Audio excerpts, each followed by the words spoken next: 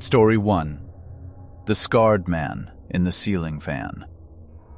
I'm an architect now. I spend my days designing safe, logical spaces for people to live in. Maybe that's why I'm so obsessed with structure and perspective. But I think it really started when I was 7 years old, living in a drafty Victorian house in upstate New York. It started with the dreams. Most kids have nightmares about monsters under the bed or being chased by wolves. My nightmares were different. They were clinical. It happened about once every few months. I would wake up in the dream, but I wasn't in my body. I was floating up near the ceiling fan, looking down at my own sleeping form. It was like watching a security camera feed. I could see my messy brown hair on the pillow, the rise and fall of my chest under the Ninja Turtles duvet. I was lucid enough to know I was dreaming, but I was paralyzed. I couldn't move, couldn't float down, couldn't wake myself up. I could only swivel my head to scan the room. And the room was always wrong. First, the digital clock on my nightstand. In reality, it was a standard red LED display. In the dream, the numbers were counting backwards, rapidly, like a countdown timer. Then there were the drawings. In real life, my walls were covered in posters of space and dinosaurs. In the dream, those posters were gone. Instead, taped to the walls were dozens of crude crayon drawings on yellowed paper. They all depicted the same scene: a row of stick figures holding hands standing in front of a blue house. One of the figures was small, me. But the figure holding my hand was tall, with a jagged red line drawn across its forehead. I had never drawn those pictures. I hated drawing. But the detail that unsettled me the most was the toy soldier. I had lost a specific metal toy soldier, a green paratrooper, when I was 5. I cried about it for weeks. In the dream, that soldier was always sitting in the center of the rug, perfectly upright, facing the window. And then, the climax of the dream would happen. I would feel a pull, an invisible force dragging my gaze toward the window.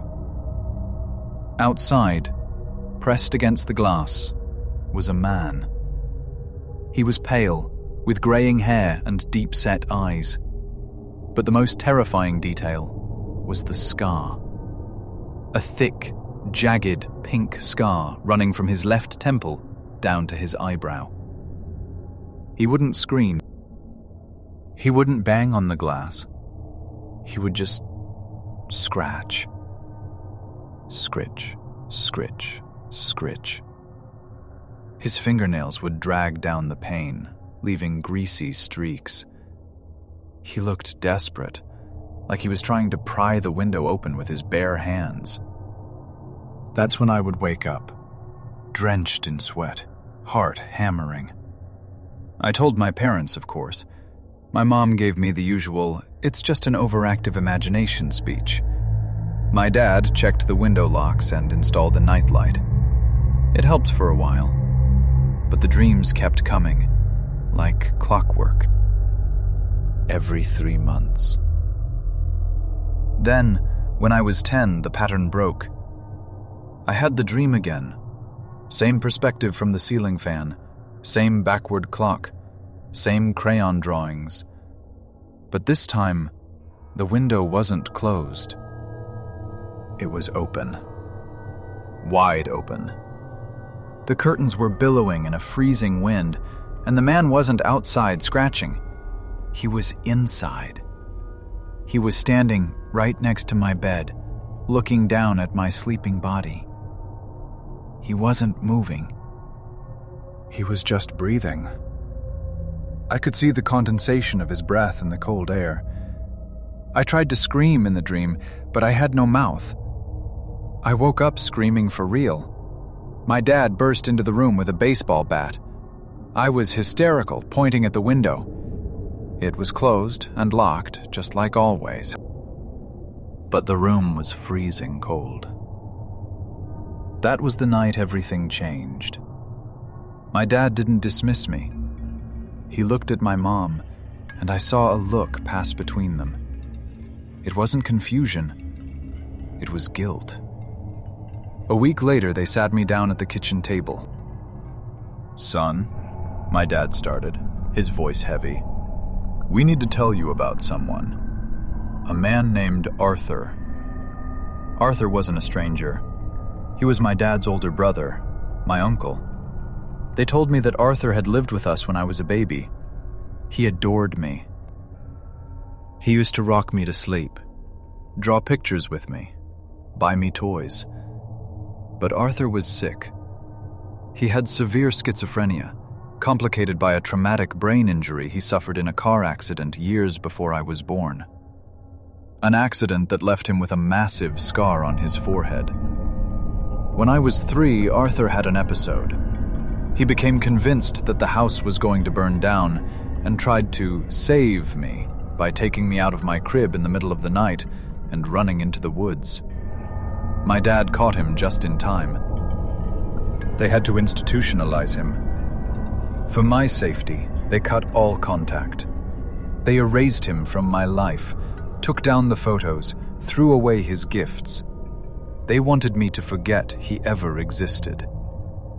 "But how?" I stammered. "How did I know about the scar? How did I know about the drawings?" My mom started crying. She went to the attic and brought down a dusty box. Inside were the crayon drawings Arthur had made with me when I was a toddler. Stick figures holding hands. A man with a red scar. And at the bottom of the box was my lost metal toy soldier. Arthur had apparently pocketed it the day he was taken away, thinking it would keep him safe. My dad explained his theory. The dreams were repressed memories, bubbling to the surface. My brain was trying to process the trauma of losing my favorite uncle, a man I loved but wasn't allowed to remember. It made sense. It was tragic, but it was logical. We visited Arthur's grave a few months later. He had died in the state hospital the same year my dreams started. After the truth came out, the dreams stopped. I slept peacefully for years, until last week. I'm 30 now. I live in a high-rise apartment in Chicago on the 42nd floor. I woke up in the middle of the night, paralyzed, looking down at myself from the ceiling. The clock was counting backwards. But this time, the window wasn't the focus. My gaze was pulled to the corner of the room. Standing there was the man with the scar. He looked sad. He pointed a shaking finger at my bedroom door. Then he mouthed one word. "Run." I woke up instantly. I wasn't dreaming. The smell of smoke was thick in the air. My apartment building was on fire. An electrical fire had started in the unit below mine. The alarms hadn't gone off yet. If I hadn't woken up right then, I would have died of smoke inhalation. I grabbed my cat and ran down 40 flights of stairs. As I stood on the street, watching the flames lick up the side of the building, I realized something. In my childhood dreams, Arthur was trying to open the window. He looked desperate. Maybe he wasn't trying to break in to hurt me. Maybe he was trying to get in to wake me up. Maybe he's still trying to save me. Story 2. The Loop of the Yellow Beam. I've only experienced a false awakening, a dream where you think you've woken up but haven't, once in my life. And honestly, that single night convinced me that our subconscious is picking up on things our conscious mind ignores. This happened last winter. I was house-sitting for my aunt in a creaky 3-story townhouse in Boston. She was in Florida for the month, so I had the place to myself. It's an old building in the historic district, beautiful but drafty, with floorboards that groan if you even look at them wrong. I was sleeping in the guest room on the second floor. It was a Friday night, dead quiet outside because of a snowstorm. I locked up, checked the windows, and went to bed around midnight. I don't remember drifting off, but I vividly remember waking up. In the dream, I jolted awake to the sound of the front door slamming shut downstairs. It echoed through the house like a gunshot. My heart started hammering. I sat up in bed, straining my ears. Thump, thump, thump. Heavy, wet boots stomping up the stairs. I wanted to move, to grab my phone, but I was paralyzed. All I could do was stare at the bedroom door. The hallway light was off, but a beam of light appeared in the gap underneath the door. It wasn't a normal flashlight beam. It was this sickly, pulsing yellow light. It spilled onto the rug, illuminating the dust motes. As the footsteps reached the landing outside my door, the voices started.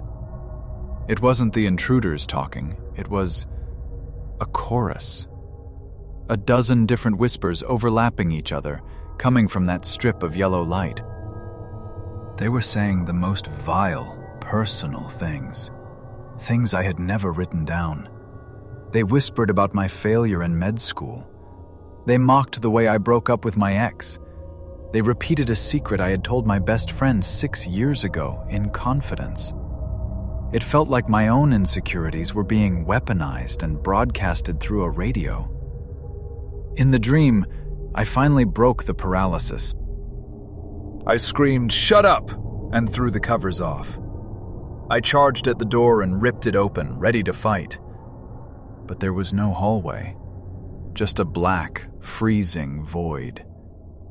The wind hit me, and I fell backward into the darkness. Then I woke up again. I gasped, sitting up in the same bed, in the same room. I touched my face. I felt the sweat. Okay, I thought. It was just a nightmare, just a loop. I rubbed my eyes, trying to slow my breathing. Then I heard it. Thump, thump, thump. The heavy boots on the stairs. The fear that washed over me was absolute. It was happening again. I looked at the bottom of the door. The sickly yellow light was there, pulsing. The voices started again, louder this time, screaming my secrets. "You're a fraud, Elena. Everyone knows." I squeezed my eyes shut, pinching my arm hard, screaming in my head, "Wake up! Wake up!" I felt a sharp pain in my arm. The room swirled, and I snapped my eyes open. I was awake, for real this time. The silence in the room was deafening. I was drenched in cold sweat, my heart rate probably pushing 160. I looked at the clock. 3:15 a.m. "Thank God," I whispered, reaching for my water bottle. I took a sip, trying to wash away the memory of those voices. I swung my legs over the side of the bed to go to the bathroom. Then I froze. I looked at the bedroom door. There, in the gap between the wood and the carpet, was a beam of light. A steady, yellow flashlight beam. It wasn't pulsing. It wasn't whispering. But it was there. And then, from the hallway, the real hallway, I heard the floorboards groan. Someone shifted their weight right outside my door. The realization hit me so hard I almost puked. The sound of the door slamming in my dream? That wasn't a dream. That was the real break-in happening. My brain had heard it while I was asleep and constructed a nightmare around it to wake me up. I didn't scream this time. I slid off the bed, silent as a ghost, and crawled into the closet. I dialed 911 with shaking fingers, burying the phone in a pile of sweaters to muffle my voice.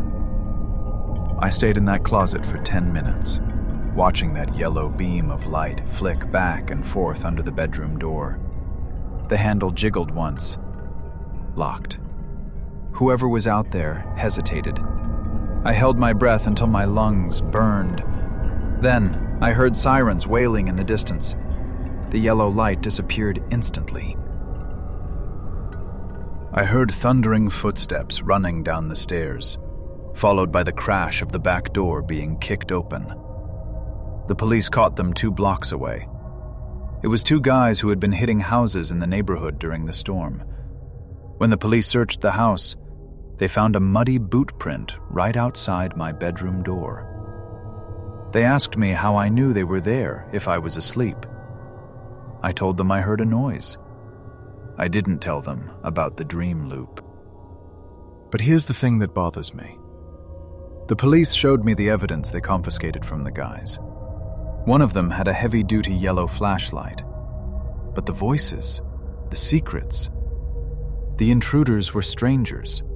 They didn't know me. So why did my brain use the sound of a real break-in to torture me with my own deepest fears? And why, when I look at the bottom of a door now, do I still expect to see that yellow light waiting for me? Story 3. The Trap in the Master Bath. I've always been what you call an associative dreamer. You know how if you fall asleep with the TV on, the dialogue starts bleeding into your dream narrative. That happens to me every single night. It's usually funny, but last month, it saved my life. I was staying the weekend at my friend Kyle's house in Connecticut. His parents were in Europe for the summer, so it was just me, Kyle, and our buddy Sam crashing in the living room. Kyle's house is massive. One of those old, drafty colonials with way too many rooms and hallways that feel like a maze in the dark. We fell asleep around 2 a.m. after a marathon gaming session. I passed out on the sectional sofa. Then came the dream.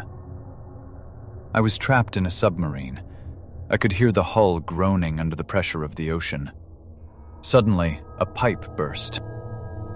Freezing cold seawater started spraying into the cabin with a deafening roar. The water was rising past my knees, then my waist. I was scrambling to spin a valve to shut it off, but it was stuck. The noise was overwhelming, a constant, aggressive hiss of rushing water. In the dream, the submarine captain grabbed my shoulder, shook me hard, and screamed right in my face. "It's not stopping! Wake up!" I jolted awake, gasping for air. The living room was dark and silent. Kyle and Sam were passed out, snoring softly. I rubbed my face, trying to shake off the panic of drowning, but the sound didn't stop. From somewhere upstairs, I could hear it. Shh. It was the distinct, steady sound of water running at full blast. My brain was still foggy. I thought maybe Kyle's parents had a timer on their sprinklers. But no. It sounded interior. It sounded like a shower, or a sink, running full tilt. I sat there for a minute, debating whether to ignore it. Maybe a pipe burst? If I didn't check, the house would flood. I got up and walked to the foot of the stairs. The sound got louder. It was definitely coming from the master bathroom on the 2nd floor. I started climbing the stairs, the old wood creaking under my socks. The hallway was pitch black. The door to the master suite was open, and I could see a faint light spilling out from the attached bathroom. I walked into the master bedroom. The rushing sound was deafening now. The bathroom door was ajar, just a crack. I could see the sink faucet was turned on all the way. water splashing aggressively against the porcelain. I reached for the door handle to push it open and turn it off, but my hand stopped about an inch from the brass knob. A cold wave of dread washed over me. It wasn't logic. It was pure animal instinct. The hair on my arms stood up. Why is the light on? Kyle's parents had been gone for 2 weeks. Kyle and Sam were downstairs. I hadn't been up here. And more importantly, who turns on a sink to rob a house? If a pipe had burst, the water would be irregular. This was controlled. Someone had turned the handle. I backed away. Slowly. I didn't turn my back to the door. I retreated into the hallway, then sprinted down the stairs. I shook Kyle awake. "Dude, wake up! Someone is upstairs!" "What?" he groaned. "The water is running in your parents' bathroom. The light is on. Someone is in there." That woke him up. He grabbed a heavy metal flashlight from the kitchen drawer, the kind that doubles as a baton, and we crept back up together. When we got to the master bedroom, the water was still running. Kyle didn't hesitate like I did. He kicked the bathroom door open and shouted, "Get the hell out!" I expected to see an empty room. Instead, a man lunged from behind the shower curtain. He was dressed in all black, wearing a ski mask. He didn't have a bag of loot. He was holding a tire iron. He swung it at Kyle's head. Kyle ducked just in time, and the iron smashed into the doorframe, taking a chunk out of the wood. "He's armed!" I screamed. Kyle, running on pure adrenaline, shined the high-beam flashlight directly into the guy's eyes, blinding him. The guy stumbled back, covering his face. Realizing he lost the element of surprise, he shoved past us, knocking me into the dresser, and bolted out of the room. We heard him thunder down the stairs and out the back door. By the time the police arrived, he was long gone. They found the back sliding door had been pried open with a crowbar. But here is the part that makes me sick. The police determined that nothing was stolen. Not the jewelry in the bedroom, not the electronics downstairs. The detective told us that turning on a faucet is a known tactic for home invaders with violent intent. They create a problem, a noise, a leak, to lure a single homeowner to a specific room, usually a bathroom or basement, where the acoustics mask the sound of a struggle. He wasn't trying to rob the place. He was waiting behind that shower curtain with a tire iron, listening to my footsteps approach the door. If I hadn't listened to that gut feeling and backed away, I would have walked into that small, tiled room, alone. And with the water running that loud, no one downstairs would have heard a thing.